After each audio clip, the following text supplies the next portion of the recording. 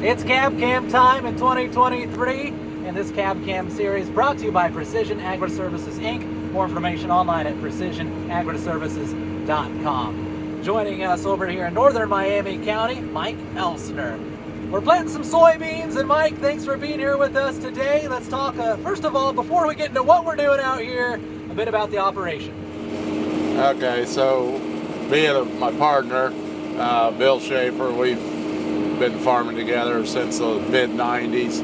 And when my dad retired, we took over and started Progress Farms in the winter of 2001. So been about, 22, 23 years here. We've been working together and trying to grow the business, and so far we've been pretty successful. Been through some trying times, been through some good times.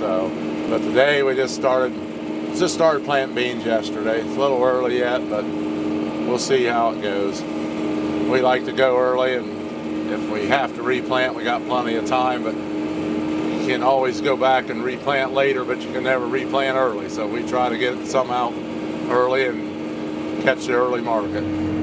Yeah, we talked to a lot of guys, they have concerns about soil temperature, moisture. What are you seeing, and do you have any of those concerns yourself? No, not really.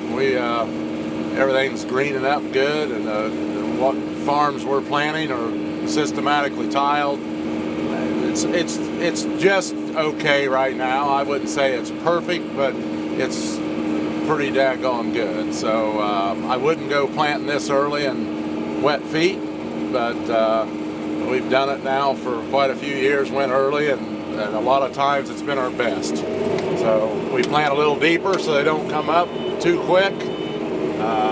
Hopefully we don't get a frost after they do come up. It does happen, so but we'll see. But it's farming, nothing's for sure.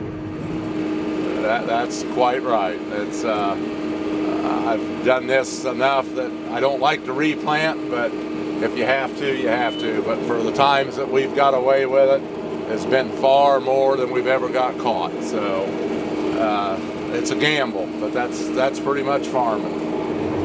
Let's talk about what we're running out here. Some pretty nice equipment. I even see a few rows of some row cleaners. Let's talk about that too. So we're looking to maybe start putting a little fertilizer on with our beans. So this is kind of a test year for us. We've never run row cleaners, and there's so many conflicting stories from people we've talked to.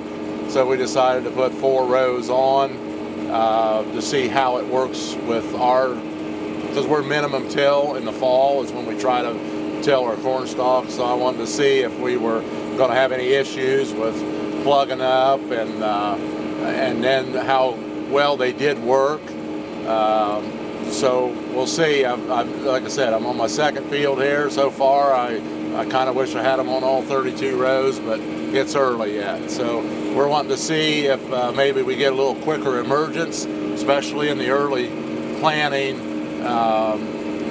With getting warm temperatures, the sun gets to the ground. I'm kind of hoping maybe we'll pick up more even emergence, and then the units definitely ride a little smoother behind those. We took a video yesterday of that, my buddy did, and I watched it, and it looks like the wheels are moving much smoother, the units are. So that'll be more even depth on the seed versus the ones that don't run row cleaners. So bottom line, it's just a good test for us this year to determine what we're going to do in the future. And red tractors on this operation, and a pretty nice planter back there. Yeah, it's getting some age on it now, but it's a 2015, and that's another reason we didn't go a lot of row units or row cleaners, because we might do a little updating on the planter for another year. And so we're just trying to, like I said, it's about a test year, and we'll see how finances are and what things look like going into next year, and maybe we'll just doctor this one up again, or maybe we'll do a little horse trade. Tractor, it's 2013. We just do light tillage and plants, all we use this one for. So I hope we got a lot of life left in it. as we were talking before we jumped on the video here, you know, might have some corn going right now at the same time, but you did get soybeans in first. And, you know, 10, 20 years ago, soybeans before corn, you'd be kind of the odd man out. You'd be, you know, an interesting guy that all the neighbors will be talking about. But now that's the recommended course of action, or that's a recommended way to go. How do you guys take into account new trends and doing things a different way as farming continues to evolve? Well, I think you have to try something. You have to try to make things better, however you think that will work. We do a lot of research, you know, read a lot, go to a lot of meetings, and then try things on our own. And, you know, beans seem like they're pretty resilient coming out of the ground. They will, they'll keep coming, and I guess that's one of the reasons we go a little deeper, so that they don't come up before maybe a frost here. And one of the ideas is the ground maybe warms up more even, a little deeper.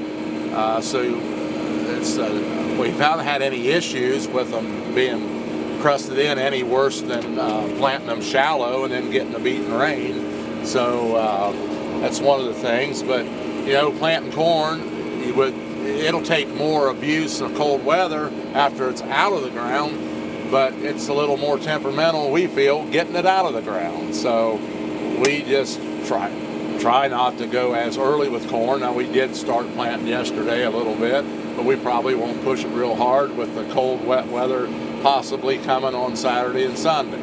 So we'll probably plant a little bit, get everything up and running, make sure we're ready to go when it's good and fit, and we'll probably put it to bed maybe tomorrow. We won't plant real late, give this corn that we're planting now a couple of days of decent weather ahead of the cold wet coming in, hopefully get the germ going and get it out of the ground.